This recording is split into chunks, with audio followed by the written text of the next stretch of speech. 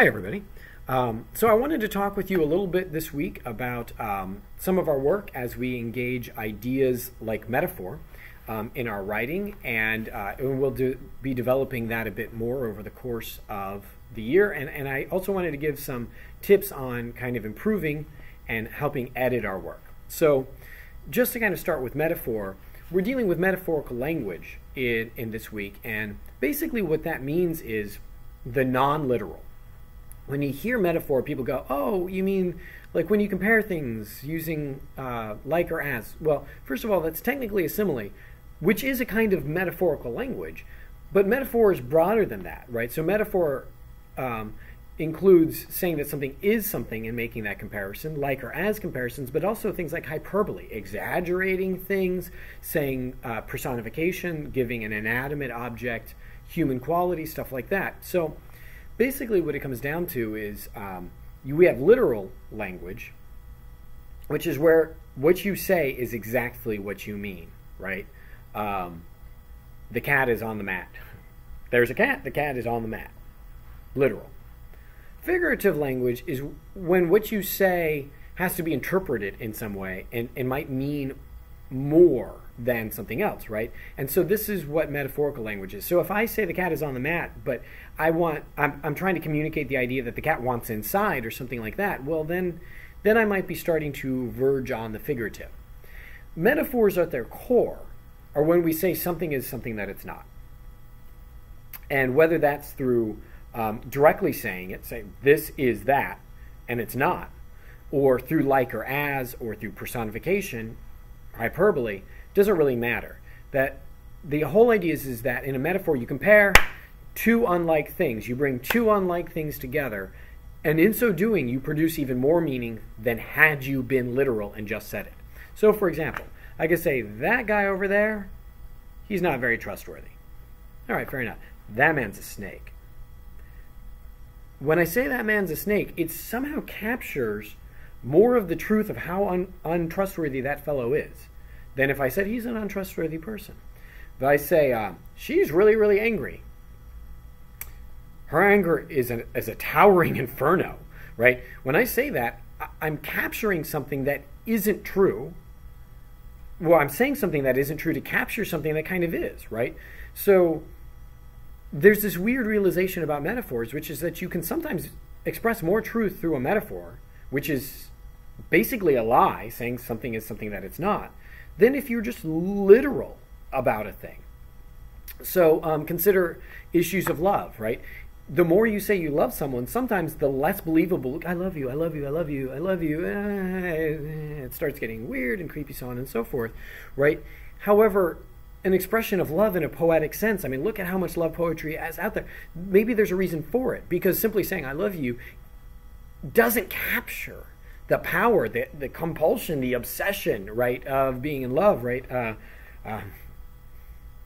I want to look at you the way I want to look at the night sky, to simply drift and become lost and never wish to be found again, right? So you might go, well, that's a bunch of baloney. Sure, but it's a bunch of baloney that captures more meaning than I love you, right?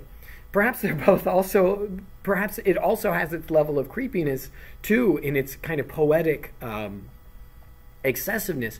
But even so, think about when we talk about poetic excessiveness, what we're saying is somehow is expressing something even more powerful, right? And so metaphorical language, when we look at it, ask yourself not just what is this person trying to say literally, but how is that metaphor helping them to express more truth than if they had just said it in kind of the most literal kind of a way. So in doing all of this, in our writing, there's a couple of other things I just kind of wanted to touch on briefly.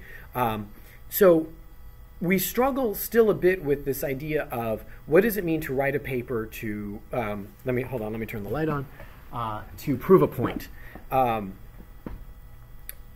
Every paper, every essay that you write, at least for this course, should have the first paragraph, the last line of the first paragraph should be your thesis, which is what you're going to prove, right?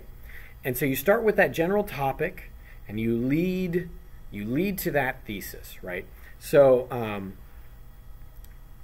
your thesis might be something along the lines of The author uses colloquial language in order to create a feeling of comfortability in the reader. Okay, great. So you've introduced the story earlier in the intro paragraph, right?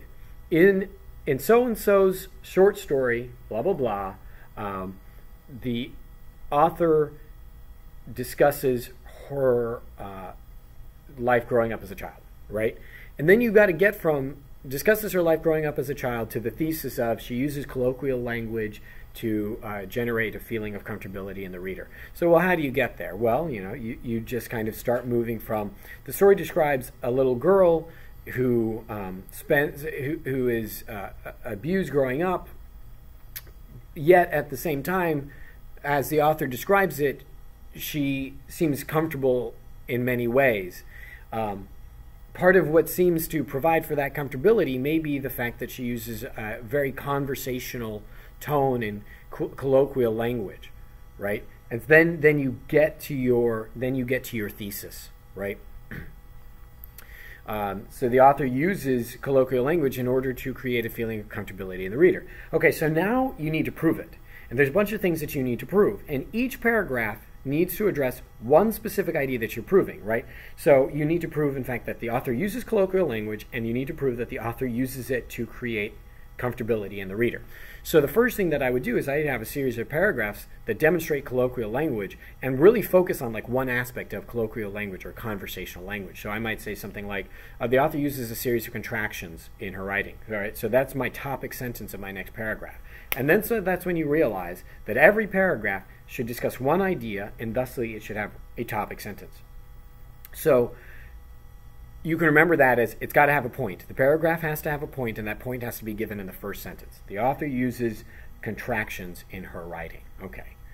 So then now I need evidence. I need to prove it. I need a series of quotations showing it. So she uses contractions here, she uses contractions here, she uses contractions here, right? And then I give each example, right? That's evidence. Then I need to explain it, right? I need to say, well, notice that in so doing, those contractions create a sense of familiarity, right? Rather than saying, I cannot take this anymore, the author says, I can't take this anymore, which generates a sense of casualness in her writing. And in generating this, she creates in the reader a sense of familiarity, right? Okay, so then now I need to, in doing that, I link to the next paragraph. The author creates additional feelings of familiarity by also using slang terminology, right? So then notice what I've done. The last sentence of this paragraph, this body evidence paragraph, connects to my point of my next paragraph, that the author further creates familiarity by using slang language. So I've ended with the idea of familiarity on one paragraph, and now I'm starting with the idea of familiarity on the next. And so what I've done, you can actually use an acronym, PEEL, P-E-E-L. Point, evidence, explanation, link. And that's the structure of all our paragraphs, meaning that every paragraph should have at least 4 sentences, minimum, right? Point, a quotation, explain the quotation, and then you tie up that paragraph, you tell us what we should have gotten out of it, and then you link to the next one. So you give your intro paragraph, it tells us what you're going to be proving, what story we're reading, so on and so forth. You give evidence to your thesis, a series of points, and each one uses quotations, right? 1 point per paragraph that support your thesis. And then you need to get to your conclusion. And despite what anyone's told you, the conclusion should not just be a restatement of your thesis, and it should not just be telling us what happened in the intro again. If we need to know what happened in the intro again, we can just read the intro. It's what I like to think of as what comes after the equal sign in a mathematical equation. So we have 2 plus 2 equals 4, right? Well, 2 plus 2, that's all the body of your writing, right? That's the actual meat of what's happening.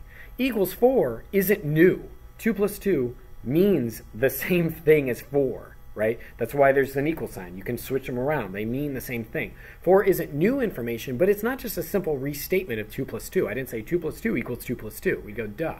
2 plus 2 equals 4 is kind of like, oh, right? But it's not new. So It's a realization, but it's not new evidence. So the conclusion should not use quotations. It should not provide new evidence. It should not prove new points. It should be a moment where we go, oh, I see. So you added all this up, and this means this, right? So in other words, say you've convinced me that the author uses colloquial language to create a feeling of familiarity. I get it. So in the above, one can see that the author creates a feeling of familiarity, but notice that the feeling of familiarity is one about abuse as a child, which seems to suggest that the author, who is describing this terrible circumstance, is drawing the reader in order to make it a more powerful and uncomfortable feeling. She seems to suggest that the reader should be comfortable, sit down, be comfortable, and then smacks you with this terrible trauma that she's experienced. And so you go, wow, that's quite the realization, that the author has used language in such a way as to not just say that this is a bad circumstance, but to make you feel comfortable at first, to make you feel more uncomfortable when you realize what's happening. So the whole basic idea then is what we should be doing in helping each other in our writing is, during our feedback, look for that Peel issue. Right? Not only is there a clear thesis, not only is there kind of a so what conclusion that tells us what all of this material means, but that the body paragraphs themselves all have evidence, that they deal with one and only one idea per paragraph, one and one point per paragraph, and that they kind of follow this: give the point, give the evidence, explain it, and then link out of it, transition nice and cleanly. And you might kind of go, well, why do I have to help everyone do that, right? Well, the reason why is because part of what I'm trying to help you do in this course is learn how to edit work, not so that you can edit other people's work, but so that you can edit your own. And the problem is it's notoriously cognitively difficult to edit one's own work because we know what we mean to say. And so our brains will literally fill in and fix mistakes without us noticing it. And we'll read it, and sometimes we'll even read it out loud to ourselves, which is a good strategy, by the way. Read it out loud and read it out loud to other people. We'll read it out loud to ourselves, and we won't even realize we left out a word or that we doubled a word. It's easier to catch it in other people's work because we don't know what they mean to say. We have to try and figure it out for ourselves, so we're more likely to catch various errors. So what I want to see happening as I grade your work is that you're gaining more and more facility with editing work. And so what should happen is you go through thoroughly, helping check other people's work. And don't just look through it once. Look through it for contractions. Look through it then again for personal pronouns. Look through it then again for correct comma usage. And you go, wow, that takes forever. No, you don't have to, every time you read it deeply for those things. You just look for personal pronouns. Right? I, we, you, no, okay. Right? Just look for contractions. Right? Try and train your eye to be able to see them quickly. You don't have to read every single sentence to check for comma usage. Look for commas. Okay, there's a comma. Let me check to see if that comma is being used correctly. So in doing that, it helps train your eye to catch those things in your own writing. Check for that Peel issue so that you can learn to check it in your own work. And so check those things in other people's work and then apply it to your own revision. Your revision should not only use the feedback that others have given you and I have given you to fix your work. Your revision should use that, sure, but it should also be your demonstration of having expanded your work, having fixed the issues that other people have identified, but also fix the issues that you have learned to identify. So with all of that, I leave you to the discussion boards, and I look forward to seeing you there.